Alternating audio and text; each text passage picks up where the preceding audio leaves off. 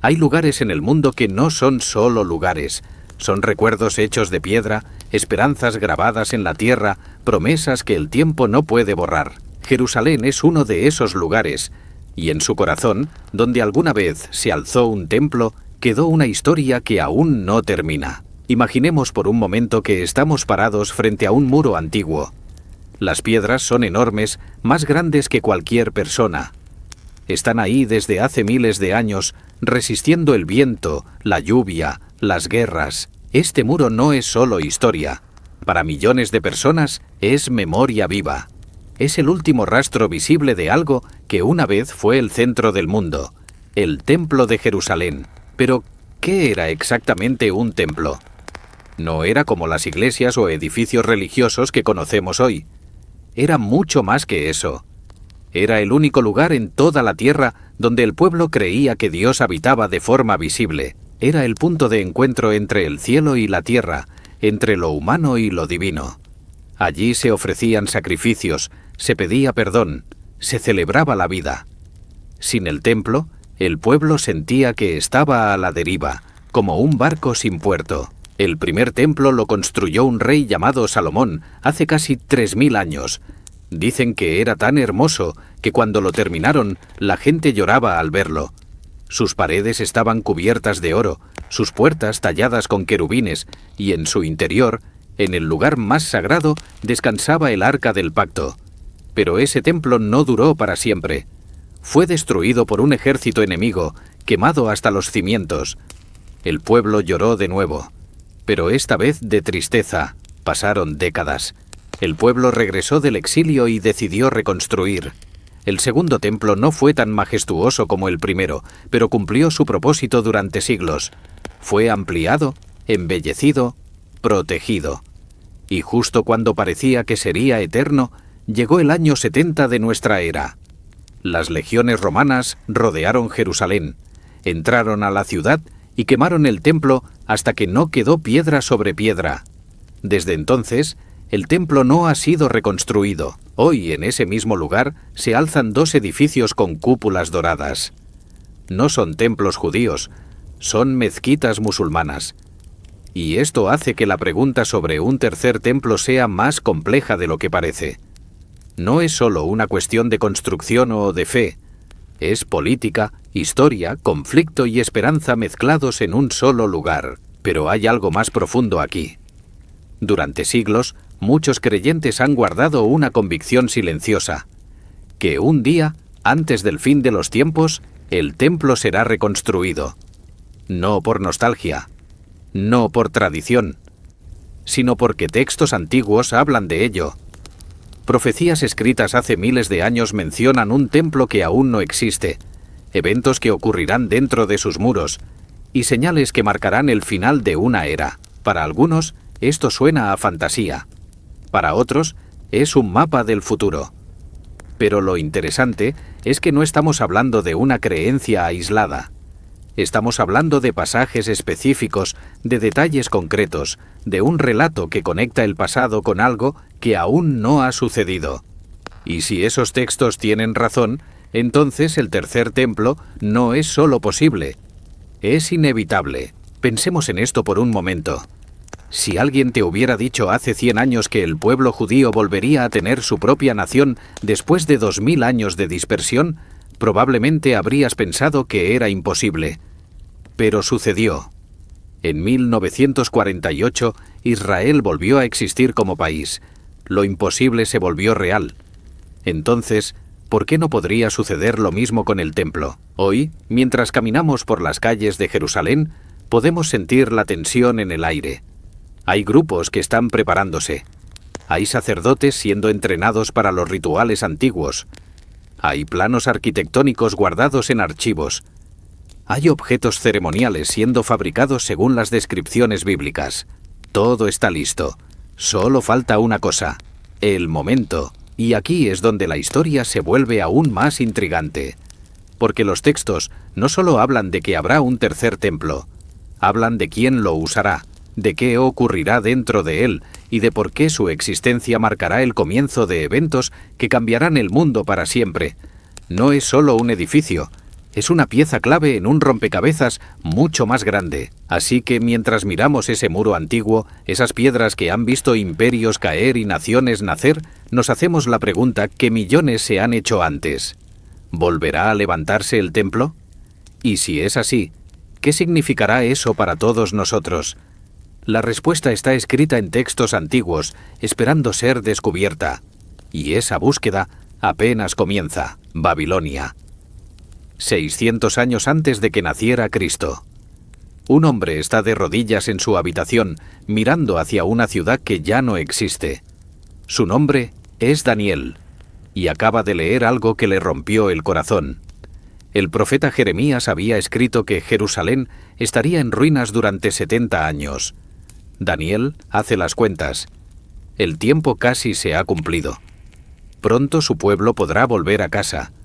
Pero hay algo que lo inquieta. Una pregunta que no lo deja dormir. ¿Qué vendrá después? Esa noche, mientras Daniel ora, algo sucede. El cielo responde.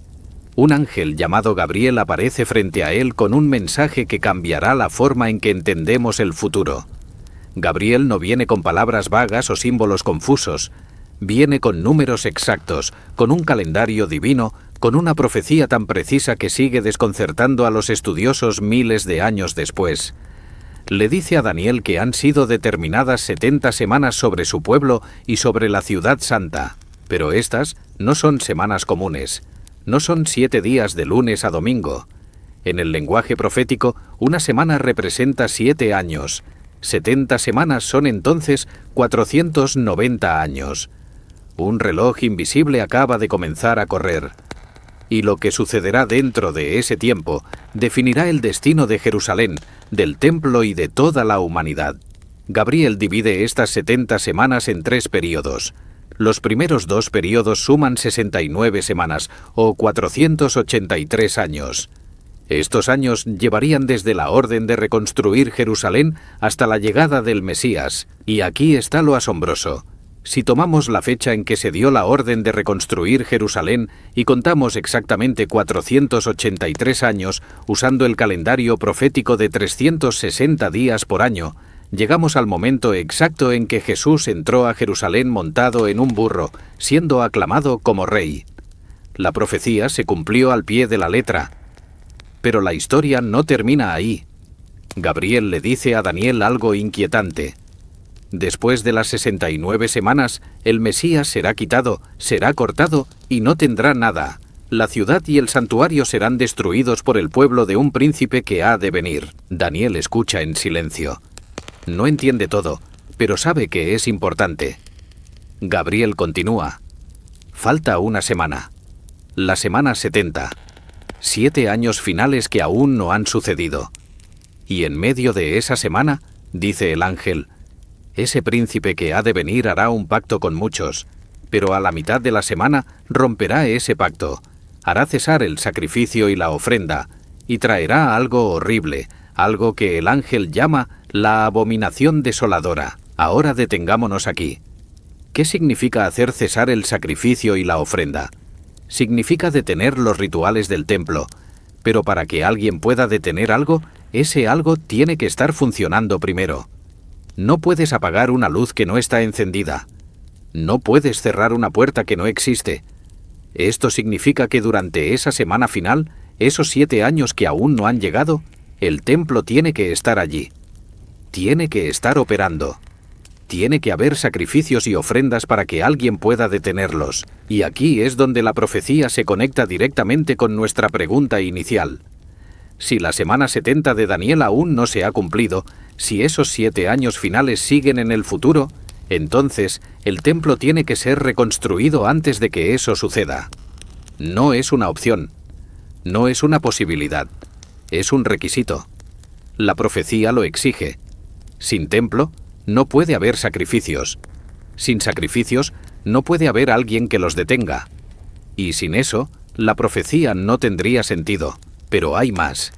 Gabriel menciona a un príncipe que ha de venir. No está hablando del Mesías. Ya habló de él en las 69 semanas. Este es otro príncipe, uno futuro, uno que hará un pacto y luego lo romperá. Este príncipe es el mismo del que Pablo hablará siglos después en su carta a los tesalonicenses. Es el hombre que se sentará en el templo de Dios haciéndose pasar por Dios. Pero para sentarse en el templo tiene que existir. Daniel no sabía cuándo sucedería todo esto. No sabía que pasarían más de 2500 años y la semana 70 aún no habría comenzado. No sabía que el templo sería destruido en el año 70 y que seguiría en ruinas hasta hoy. Pero lo que sí sabía era que el mensaje era claro. Hay un plan, hay un calendario, y todo se cumplirá exactamente como fue dicho. Esa noche, cuando Gabriel se fue, Daniel se quedó en silencio. Había recibido una de las profecías más importantes de la historia. Un mapa del futuro escrito en números, en semanas, en años. Y aunque no entendía todo, confiaba en que cada palabra se cumpliría. Porque lo que Dios dice, se cumple, siempre. Hoy, miles de años después, seguimos mirando esa profecía. Seguimos contando esas semanas, y nos damos cuenta de que falta una. La última. Los 7 años finales. Y cuando esa semana comience, todo lo que Daniel escuchó esa noche se volverá realidad. El pacto, la traición, el templo, la abominación. Todo está esperando su momento. Y ese momento está más cerca de lo que pensamos. Tesalónica. Año 51 después de Cristo. Una iglesia joven está asustada.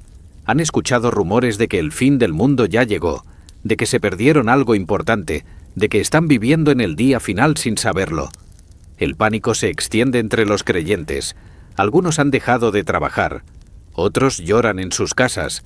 La confusión es total. Y entonces llega una carta de Pablo.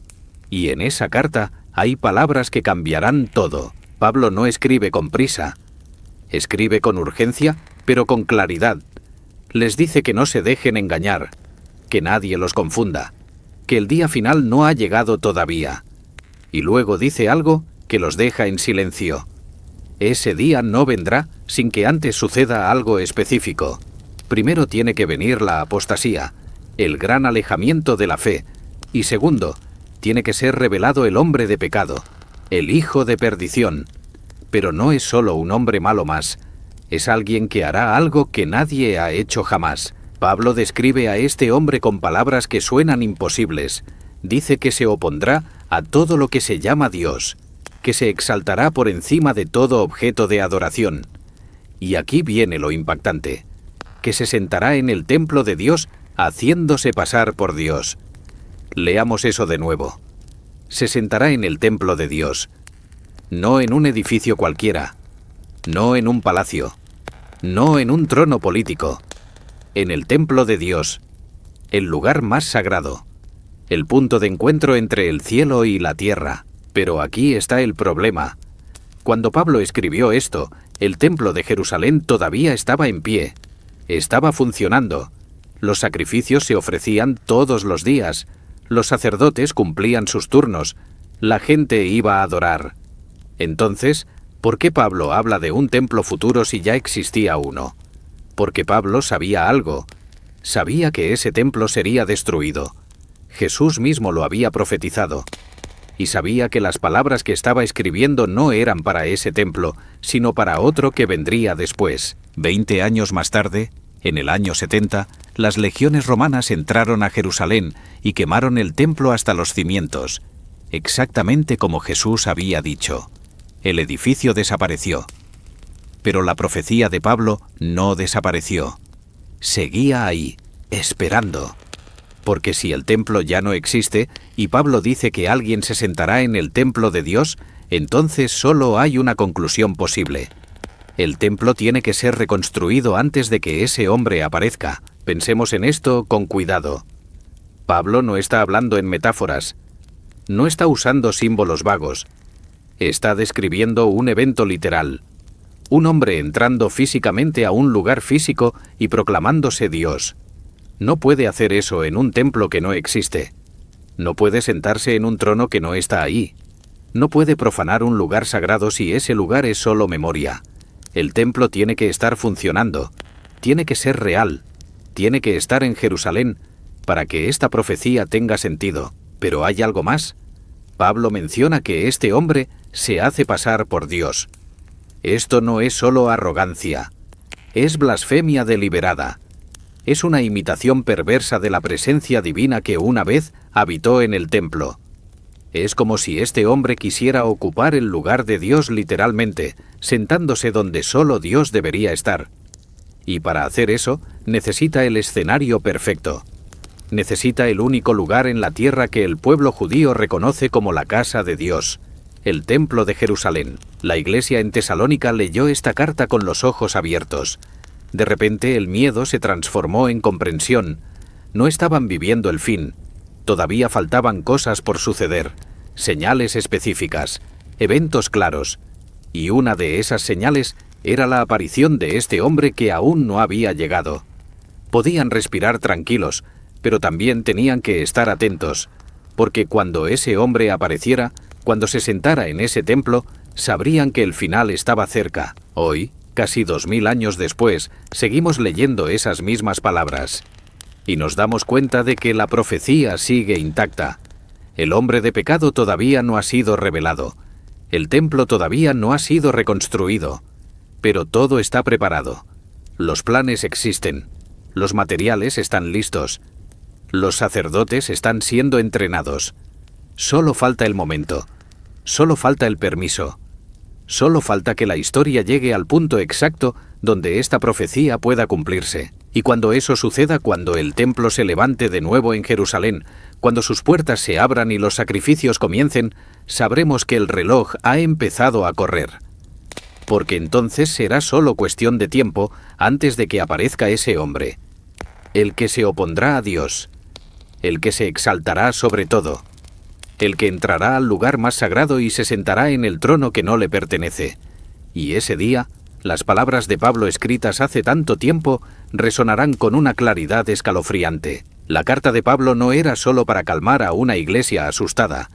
Era una advertencia para todas las generaciones, un mapa de lo que vendría, un recordatorio de que el fin no llega sin señales. Y una de esas señales principales es el templo, porque sin él, esta profecía no puede cumplirse, pero con él, todo encaja perfectamente. Y nosotros, como aquella iglesia en Tesalónica, tenemos que estar atentos, porque las señales están apareciendo, y el momento se acerca. Monte de los Olivos, un atardecer cualquiera. Jesús está sentado con sus discípulos mirando hacia Jerusalén. El templo brilla bajo la luz del sol poniente. Sus muros blancos, sus techos dorados, su magnificencia imponente. Es hermoso, es indestructible. O al menos eso piensan los discípulos. Uno de ellos rompe el silencio y señala las enormes piedras del templo. Maestro, mira qué piedras, qué construcción. Jesús voltea y dice algo que nadie esperaba. No quedará piedra sobre piedra que no sea derribada. El silencio es absoluto. Los discípulos se miran entre sí sin entender. ¿Cómo puede ser destruido algo tan sólido, tan sagrado, tan protegido? Pero no se atreven a interrumpir. Jesús continúa hablando. Les dice que vendrán días difíciles, guerras, terremotos, hambre, persecución. Pero todo eso es solo el principio. Lo peor aún no llega. Y entonces menciona algo específico, algo que deben recordar por encima de todo. Les habla de una señal que no podrán ignorar, una advertencia tan clara que cuando la vean tendrán que actuar de inmediato. Jesús les dice: cuando vean la abominación desoladora de la que habló el profeta Daniel, puesta en el lugar santo, el que lea entienda. Entonces, los que estén en Judea, huyan a los montes. Pausa. Dejemos que esas palabras se asienten. Jesús está citando directamente a Daniel. Está conectando su enseñanza con la profecía de las 70 semanas que vimos antes, y está diciéndoles que habrá un momento futuro donde algo horrible será puesto en el lugar santo. Pero, ¿qué es el lugar santo? Es el templo. Específicamente, el área más sagrada del templo. Ahora pensemos. Jesús acaba de decir que el templo será destruido. Ni una piedra quedará sobre otra. Y luego habla de algo que sucederá en el lugar santo. Si el templo va a ser destruido y luego algo va a suceder dentro del templo, entonces solo hay una explicación. El templo será reconstruido entre esos dos eventos. Jesús no está hablando del templo que tiene frente a él. Está hablando de un templo futuro, uno que todavía no existe cuando él pronuncia estas palabras, pero que existirá cuando llegue el momento de esa señal final, la abominación desoladora. Esas palabras suenan extrañas, casi antiguas. Pero su significado es claro. Es algo tan profano, tan ofensivo, tan contrario a la santidad de Dios que causa desolación inmediata. Es la peor profanación imaginable en el lugar más sagrado imaginable.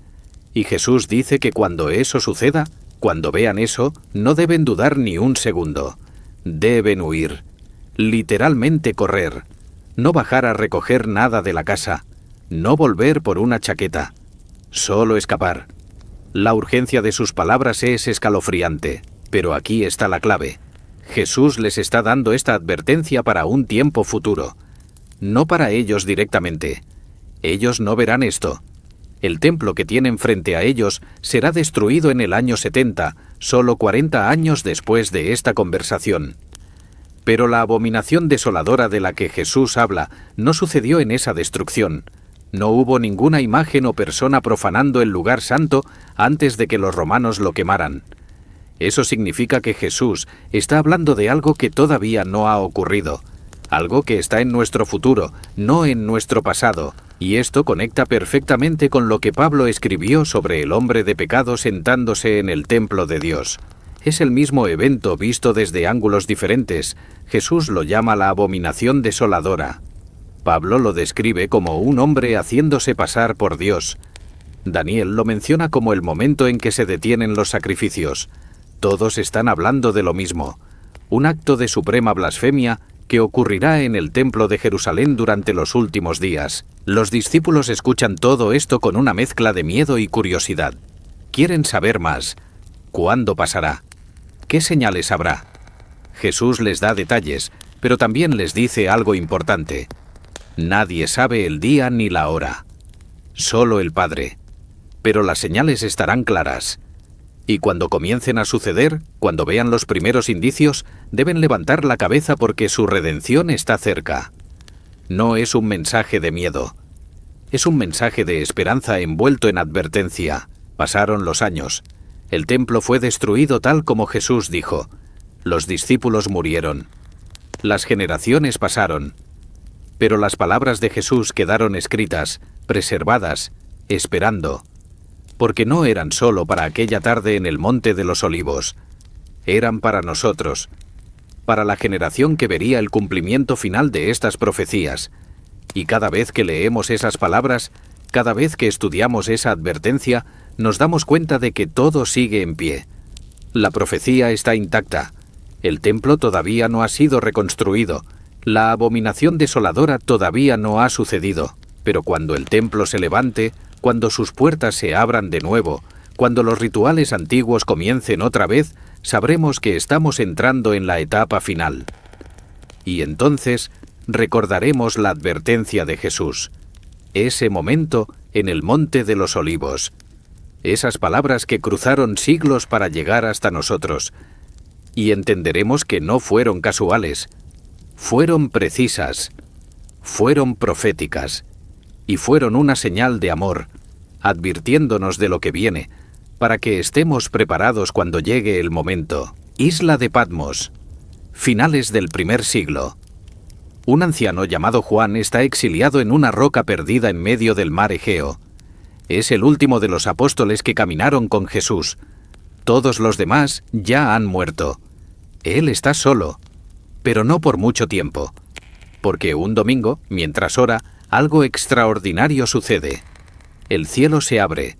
Una voz como trompeta le dice que escriba lo que está a punto de ver, y entonces comienza la visión más impactante jamás registrada. El libro de Apocalipsis. Juan ve muchas cosas. Tronos celestiales, ángeles poderosos, bestias terribles, juicios catastróficos. Pero en medio de todo ese caos profético, hay un momento que conecta directamente con todo lo que hemos visto hasta ahora. Le dan a Juan una caña de medir, como una vara larga, y una voz le dice algo específico: levántate y mide el templo de Dios, el altar y a los que adoran en él. Pero el atrio que está fuera del templo, déjalo aparte, no lo midas, porque ha sido entregado a los gentiles, y ellos pisotearán la ciudad santa durante 42 meses. Detengámonos aquí. Juan está recibiendo una orden de medir un templo. Pero cuando Juan tiene esta visión, el templo de Jerusalén ya había sido destruido hacía más de 20 años. Las piedras estaban esparcidas, los muros quemados. El lugar sagrado era solo cenizas y memoria. Entonces, ¿qué templo está midiendo Juan? No puede ser el que fue destruido. Tiene que ser un templo futuro, un templo que todavía no existe en su tiempo, pero que existirá cuando llegue el momento de esta profecía. Es la confirmación final. El tercer templo no es una teoría, es una certeza profética. Pero hay algo más en esta visión que nos da detalles precisos. La voz le dice a Juan que el atrio exterior será pisoteado por los gentiles durante 42 meses. Hagamos las cuentas. 42 meses son 3 años y medio. 1260 días exactamente si usamos meses de 30 días. Y este número no es aleatorio. Aparece repetidamente en las profecías del fin. Es exactamente la mitad de los 7 años de la semana 70 de Daniel. Es el mismo período que aparece en otras partes de Apocalipsis bajo diferentes formas. Un tiempo, tiempos y medio tiempo. 3 años y medio. La segunda mitad de la tribulación final. Y aquí está lo fascinante. Durante esos 42 meses, el templo estará funcionando, pero el atrio exterior estará bajo control gentil. Esto significa que habrá una situación política única donde el templo opera, pero no tiene control total del área. El pueblo judío tendrá acceso al lugar santo, pero compartirá el espacio con otras naciones. Esto encaja perfectamente con la realidad política actual de Jerusalén, donde el monte del templo es un lugar de tensión constante entre diferentes grupos religiosos y políticos. La profecía describe una situación que hoy parece cada vez más posible, pero recordemos el panorama completo. Daniel habló de una semana final de 7 años donde a la mitad se detendrían los sacrificios. Pablo habló de un hombre que se sentaría en el templo haciéndose pasar por Dios. Jesús advirtió sobre la abominación desoladora en el lugar santo. Y ahora Juan ve un templo que será pisoteado durante 42 meses. Todas estas profecías se entrelazan. Todas hablan del mismo período. Todas requieren que el templo exista. Y todas señalan hacia un momento específico en el futuro donde todo esto se cumplirá. Juan continúa escribiendo su visión. Ve 2 testigos que profetizarán durante 1260 días. Ve una guerra en el cielo. Ve bestias saliendo del mar y de la tierra. Ve copas de ira siendo derramadas. Y en medio de todo, el templo sigue siendo un punto focal. No es un detalle menor. No es un símbolo vago. Es el escenario donde se desarrollará parte crucial del drama final. Y para que ese escenario exista, para que esas profecías tengan sentido, el tercer templo tiene que ser construido. Pensemos en esto con perspectiva. Cuando Juan escribió estas palabras, la idea de un tercer templo parecía imposible. Jerusalén estaba destruida. Los judíos estaban dispersos por todo el Imperio Romano. No había nación de Israel. No había esperanza visible de que el templo pudiera ser reconstruido alguna vez. Pero Juan escribió como si fuera una realidad futura inevitable. No dijo si habrá un templo.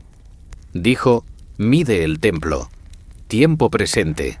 Como si ya estuviera ahí, esperando en el futuro. Y ahora, 2000 años después, vemos cómo las piezas comienzan a encajar. Israel existe como nación desde 1948. Jerusalén está bajo control israelí desde 1967. Hay grupos preparándose activamente para reconstruir el templo. Los planos están listos, los materiales identificados, los sacerdotes entrenándose. Todo lo que parecía imposible cuando Juan escribió su visión, ahora parece simplemente inevitable. La profecía está esperando su momento. La visión de Juan en Patmos no era solo para él, era para nosotros, para la generación que vería estas cosas comenzar a materializarse. Y cada vez que leemos sobre ese templo que debe ser medido, sobre esos 42 meses de tribulación, sobre ese atrio exterior pisoteado, nos damos cuenta de que no estamos leyendo fantasía antigua, estamos leyendo historia futura, un mapa del tiempo que nos espera, una ventana hacia lo que viene. Así que la pregunta ya no es si habrá un tercer templo. La pregunta es ¿cuándo? Porque todas las profecías apuntan hacia él. Todas las señales lo requieren. Todas las piezas están cayendo en su lugar. Y cuando finalmente se levante, cuando sus muros se eleven de nuevo sobre el monte del templo, sabremos que hemos entrado en la etapa final, que el reloj profético ha comenzado su cuenta regresiva, y que todo lo que fue escrito hace miles de años está a punto de cumplirse ante nuestros ojos. El templo vendrá, y con él el final de esta era tal como la conocemos,